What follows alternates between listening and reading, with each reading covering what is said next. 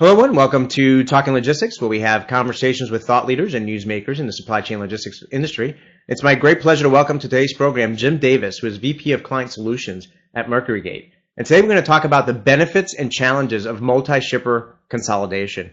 Now, this is a topic that has always generated a lot of interest, but arguably has even more interest today because of the capacity constraints that are out there, and with the fact that both shippers and 3PLs are looking for ways to mitigate that risk and look for ways to, fully leverage the capacity that is out there. So certainly welcome the opportunity to speak with Jim today, provide his perspective and what he's seeing out there in the marketplace from both shippers and 3PLs, and some of the, some of the challenges out there and some of his ideas in terms of how to overcome that.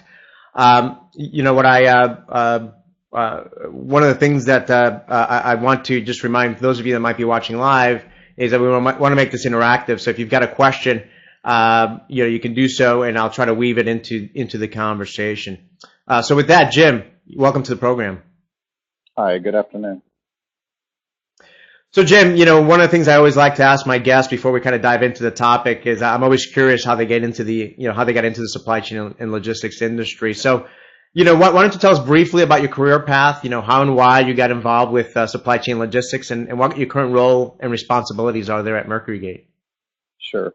So it's kind of an interesting story. I actually started my academic training in the sciences, specifically molecular biology. Went through that program for several years, and after I finished up school, I got a really good job offer in supply chain doing warehouse management systems implementations. And just found that I had a knack for it, and then I moved into the TMS space there soon after. And then, of course, at that time I was in industry, and then I moved into consulting, and then the 3PL, and then finally into software, where I came to MercuryGate as the vice president of client solutions. And in that, I basically work with the clients to make sure that that their strategies and our product pipeline, they're aligned, and also help them utilize, as our product changes over time, going back and revisiting with the clients and making sure that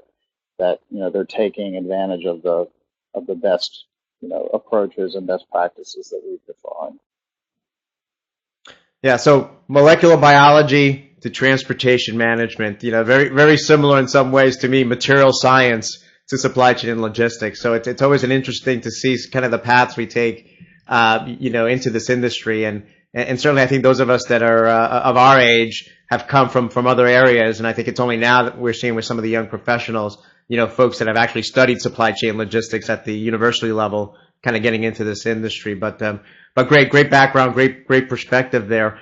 Now, you spoke, just a few weeks ago at the MercuryGate user conference. You gave a great presentation on this very topic, multi-shipper, consolidation. It was a very popular session. We received a lot of questions from the audience, especially logistics service providers.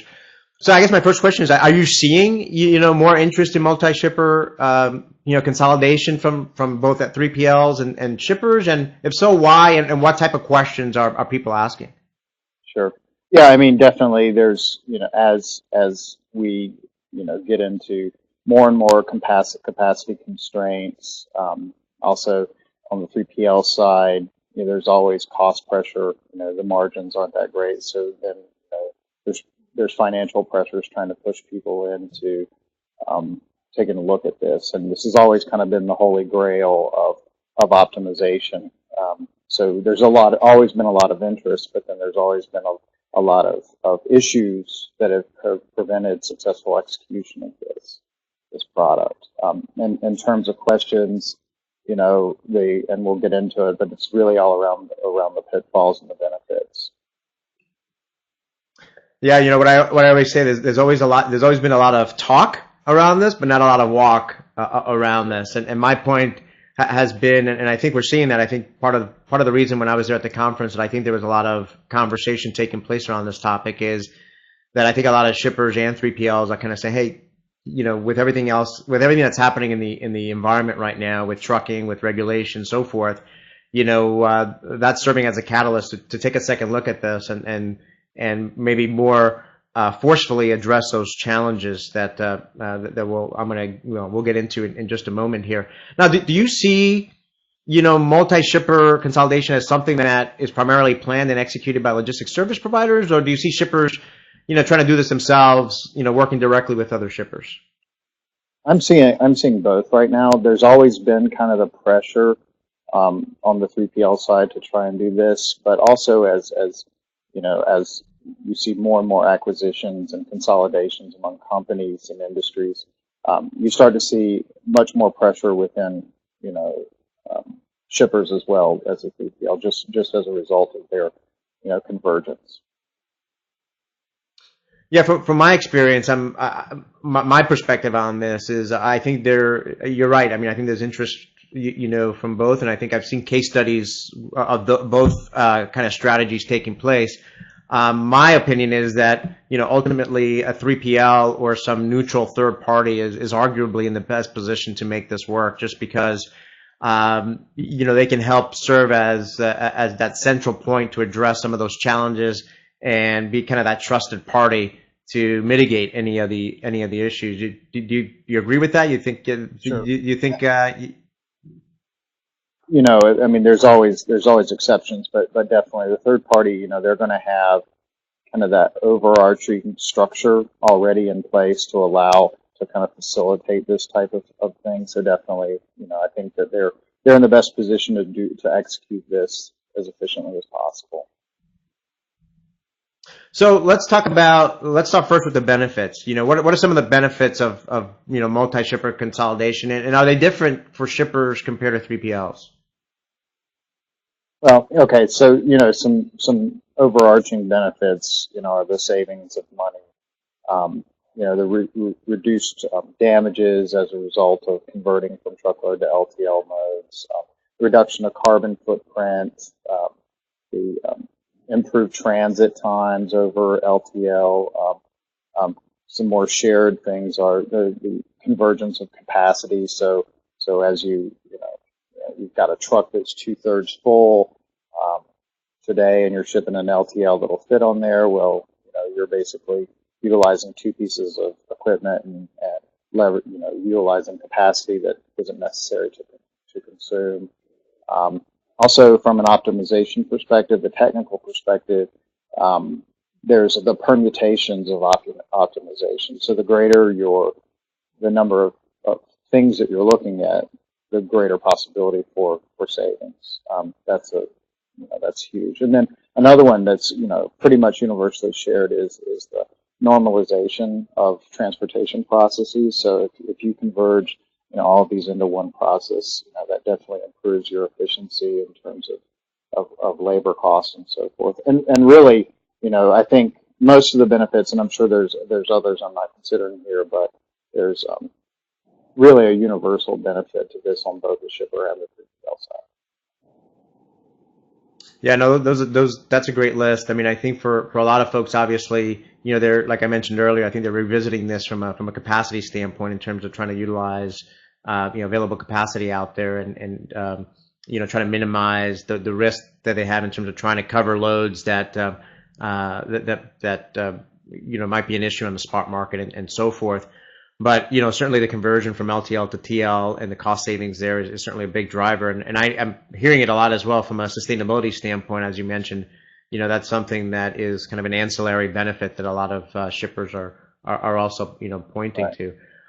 Of course, if it were easy, right, everybody, would be doing it, and it would easily be kind of a standard practice out there. But we know, like I said, a lot of companies have been talking about it, but not walking the talk. So, what are some of the big issues and pitfalls that's kind of preventing broader adoption of multi-shipper consolidation?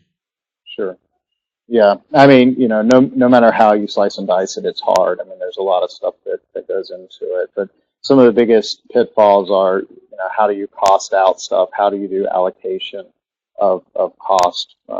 There's the financial implications on how you split out your general ledger and how your chart of accounts is established. There's a lot of stuff in there that you've got to take into consideration.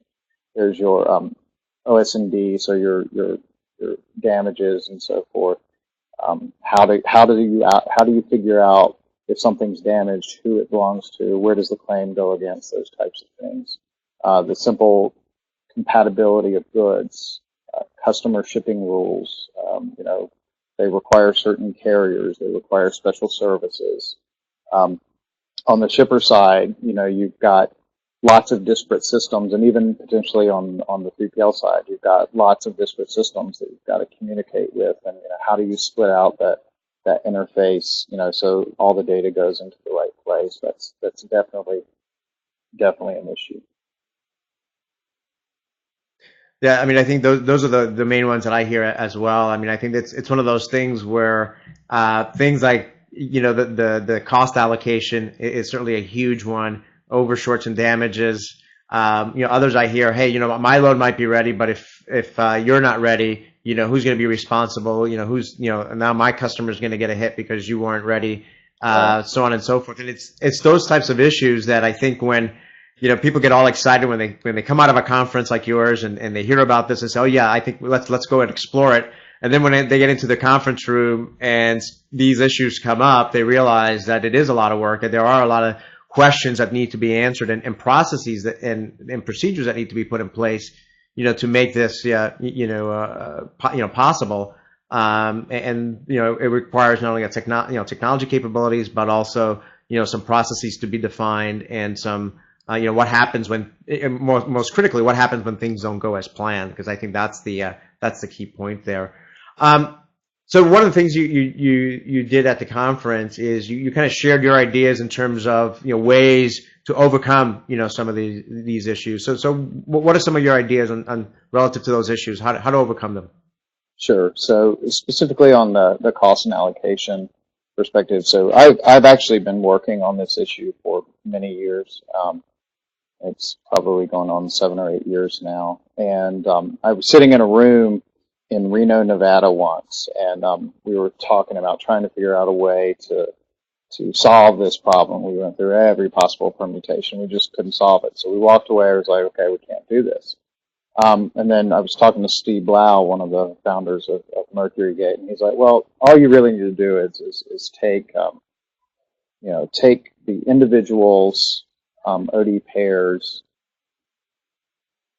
rated amount using some NMFC tariff, and do it for every single shipment on that load or every single order on that load, and then take the sum of those costs and find the ratio from the individual to the total. And what that does is it gives you a representation of really all the variables that you need. So that's your weight, that's your density or your cubic information, as well as distance traveled. And that ratio in academic theory absolutely should give you the net result of the allocation that you need.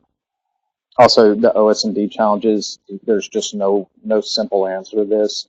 This is going to require a lot of work on the shipper or the 3PL side, and potentially some investment if you're not already doing this. You've got to be able to effectively identify an individual pallet or an individual case, whatever that may be, whatever the requirement is. And so this could require barcoding pallets or even individual cases in order to identify, specifically whose damage, whose overage, whose short this was. Okay. Compatibility of goods, and as well as shipping rules. Those are standard within most transportation management system optimization tools now, but you just need to really make sure that whatever your rules are, you're not executing based off tribal knowledge. These things need to be executed systematically. It's very important, or garbage in, garbage out. You've got to make effective decisions systematically, or your result is bad. Next, and just to kind of hit on the points that you were talking about with the customer fears and people, being resistant to these types of things. I've always found that going to my customers and being honest about what you're doing, laying out, what your value add statement is, and letting the numbers drive the effort. If that doesn't sell the customer, then he's not a good candidate for the program. You just need to be straight up and honest with yourselves around that. Then finally, around the disparate systems, really this is a simple technical issue in most cases. I've seen some cases where it's not a simple technical issue, but definitely allow your middleware or your TMS to separate and aggregate data into these disparate systems as required, and really just need to plan appropriately for the interfaces and integrations. Yeah, you just touched upon it now, in terms of the technical requirements, or the role of technology here. So let's kind of address that a little bit more detail now. I mean, what is the role of technology here? What are some of the high level considerations companies kind of need to think about? Right. So the first one is both kind of quasi-technical or technology-based as well as operational. So you need to make sure that the contracts that you have negotiated with your carriers, that they support a program like this. You can't go into this with all of your carriers doing point-to-point rates and there's no accessorial allotment for stop-off charges and different rules around those stop-off charges. So you've got to make sure that stuff is in there. Beyond that, you have to have your specific carrier rules, your specific capacity rules. All of that has to be digitized and put into your execution model. You can't simply rely on your tribal knowledge to manually build these shipments. You've got to effectively communicate that and make it foolproof. You also have things like accessorial charges, fuel index. All those things need to be systematically driven in order to achieve automation. There are a lot of smaller companies that do manual consolidation today, and they do a great job at it. But to have this actually execute in an automated way, all of that tribal knowledge that is within 3PLs and shippers all over the place needs to be put in a digital format. Yeah, you mentioned something that just struck me, that with that first point there, in terms of setting up the rates and kind of the contracts accordingly aligned with a program like this, is that the reality is that carriers are part of this process as well, and they need to be a partner in this. And I think that sometimes gets lost in the conversation, right? Two shippers may come together, or a shipper and a 3PL may come together, but the reality is that a critical enabler of this process is your carrier partners as well, and those that are working with the respective companies. Do you see that as well?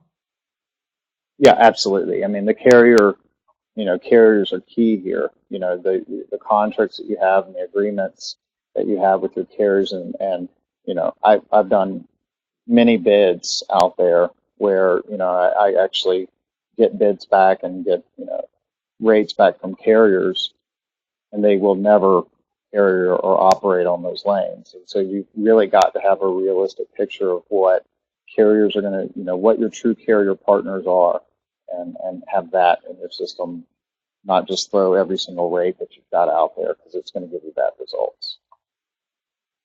Yeah, good point.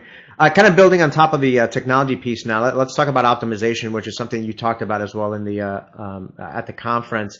Because obviously the optimization engine is a key component from a technology solution to make this happen.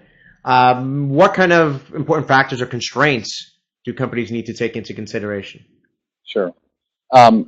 Well, it's pretty standard, but for the most part, you have everything that runs from the heuristic models, where you have your locations, what their hours of service are, where your pools operate, how they operate, what carriers can come in and out of pools, and how many stops are allowed on a specific load, how you're able to actually deal with time windows, hours of service, all the standard stuff from the heuristics model, as well as then you get into the more mathematics of it, how you're going to optimize based off of your optimization strategy. Are you going to consider or force pools Are you going to optimize pulls to their closest or to their best rateable cost? There's many, many, many permutations of that. And this is just a few, but all of the things. Again, it goes back to tribal knowledge. How you would envision executing it. You have to take that stuff into consideration within your optimization engine. And including, what you talked about earlier, even compatibility, right? Making sure that you're not, co-loading things. I think in the presentation you talked about, co-loading, rat poison with, breakfast cereal or something like that, yeah. Right? So being able to take into account those types of constraints. Absolutely, and capacity. Being able to manage carrier capacity, location capacity, dock doors. So many. Great. So Jim, we're kind of coming up short on time here. So as a way to wrap up, I mean, what should a shipper or LSP that's interested in multi-shipper consolidation do today to get the process started? Sure. I think the most important thing is a review of their current state. Take a look at their customer base or their division based, whatever, if it's a shipper or 3PL, and make sure they really do have a program that's achievable. There's sometimes when it doesn't make sense, but really do a review of your client base and make sure that this is a feasible thing for you guys. Also, take a look at your technology. Make sure that you have the ability or the systems to do this in an automated fashion. And if you don't, then it's time to bring in a partner, a transportation management partner. Well, Jim, like I always say at the end of these programs, we always manage just to scratch the surface on these topics, but certainly we you raised a lot of great points today and some good nuggets of information and advice. So thank you very much for making the time to be with us today. Yeah, thank you very much. I had a good time. And thank you for all of you that joined us today. And if you are watching this on demand, and if you've got a question or a comment for Jim, you can find this episode at talkinglogistics.com. And you can post a question or comment there. I'm sure that Jim will be more than happy to respond via that platform as well. So with that, thank you all, and look forward to seeing you in a future episode of Talking Logistics. Have a great day.